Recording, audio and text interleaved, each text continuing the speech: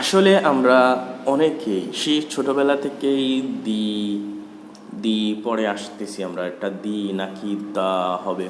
তো এইভাবে আমরা পড়েই যাচ্ছি, কোনটা দি কোনটা দা কোনো কিছুই আমরা বুঝতে পারি না। তো আজকের পার্থক্যটা সবাই বুঝতে পারবেন আশা করছি। তো চলুন আমরা শুরু করছি, যেখানে দি বা সেখানে দা হবে। দেখুন, যদি কোনো ওয়ার্ডের শুরুতে ভাওয়েল থাকে, ভাওয়েল সাউন্ড থাকে, সেটা আমরা জানি ভাওয়েল হচ্ছে এ ই আই ও ইউ, এই পাঁচটা বর্ণ যদি অ্যালফাবেট থাকে, তাইলে এটা যদি আমাদের ভাওয়েলের মতোই উচ্চারণ হয়, তাইলে সেখানে হবে দি।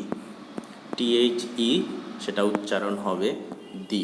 এটা যদি consonant A E I O U ব্যতীত যে 21টা বর্ণ আছে, B C D F G H J K L M N P Q R S T V W X Y Z, এই যদি 21টা বর্ণ হয়ে থাকে, তাইলে সেই 21টা বর্ণের শুরুতে যদি টিএইচ ই থাকে, সেটা দা উচ্চারণ করতে হবে।